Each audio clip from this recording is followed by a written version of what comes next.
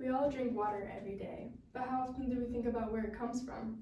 That clear water you're drinking right now might have once been rainwater, sewage, or even industrial waste, yet we drink it without a second thought. Water treatment is important because without it, disease and contamination would spread throughout populations and sickness and poor health would rise.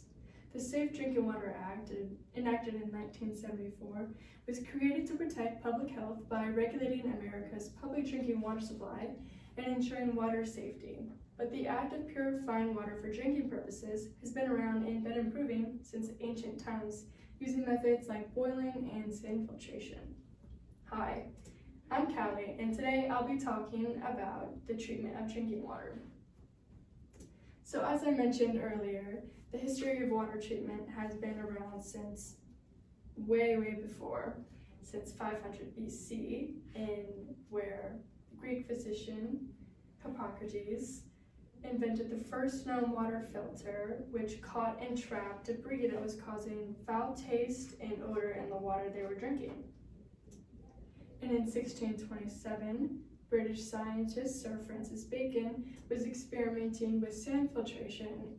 He was experimenting to see if he could separate salts from seawater.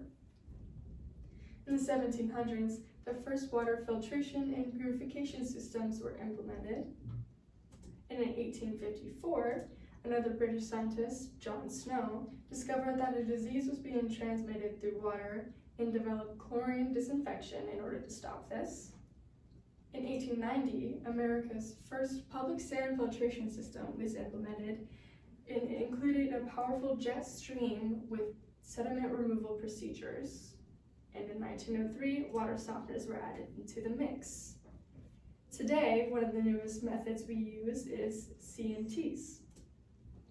According to Science Direct, CNTs, or carbon nanotubes, have excellent mechanical, thermal, and electrical properties. They are the strongest element found in nature, carbon is, and they have large thermal conductivity and high conductivity when it comes to electricity as well.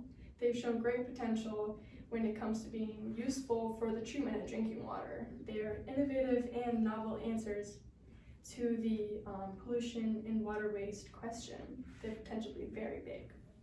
But there are more steps involved and more methods involved in the treatment of drinking water than just CNTs that have a lot to do with what we've been talking about in our chemistry classes.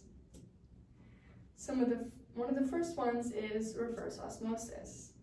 This process is where water is forced through a semi-permeable membrane where certain contaminants in the water are caught by the membrane because the membrane separates contaminants with ionic bonds like salts. As we can see in this picture here, it removes this and other heavy metals that aren't all the way dissolved yet.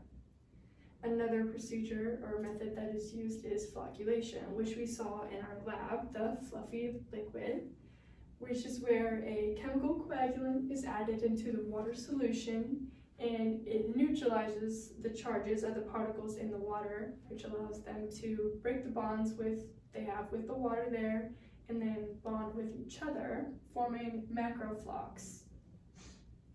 There are some more methods involved which have a lot to do with gravity that typically follow the first two. So sedimentation is the process usually followed directly after flocculation, and this is where the water is just allowed to sit still and it allows the flocks to settle into the bottom of the container, which allows for easier removal later. And then filtration, which is where water is passed through different filters in order to remove what wasn't during flocculation. The most common filters are sand, carbon, and gravel. And since there are so many different methods involved to treat drinking water, there's a lot of experts that are needed as well. Some of the most important ones are civil and environmental engineers. They are involved in pipeline and filtration system design. Mechanical engineers are involved in the creation of the pumps involved, and electrical engineers create and maintain the electrical systems used to keep the pumps moving.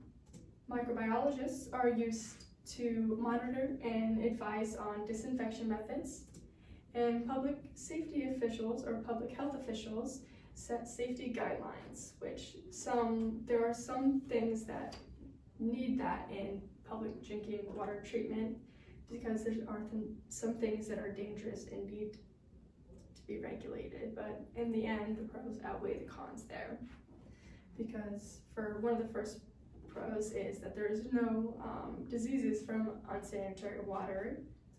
There's the improved quality of life overall with access to clean water. There is development in water technology or other related fields, and other economic benefits that have a lot to do with the jobs made available because of the treatment plants.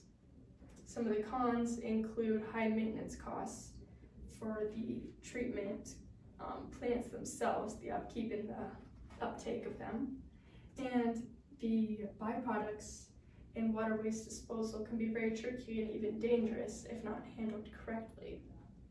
But beyond the chemistry, what stands out is the impact that this process has on public health and the environment. Clean water isn't just a chemical triumph, it's a real cornerstone of modern civilization. It's a resource we sometimes take for granted, but we'd be lost without. As we continue to face global challenges like pollution, climate change, and water scarcity, understanding and improving these chemical processes will be more important than ever. Water is life, and chemistry makes that life safe. So the next time you pour out a glass from the tap, remember the chemistry that goes into ensuring that it's pure, safe, and sustainable for everyone. Thank you.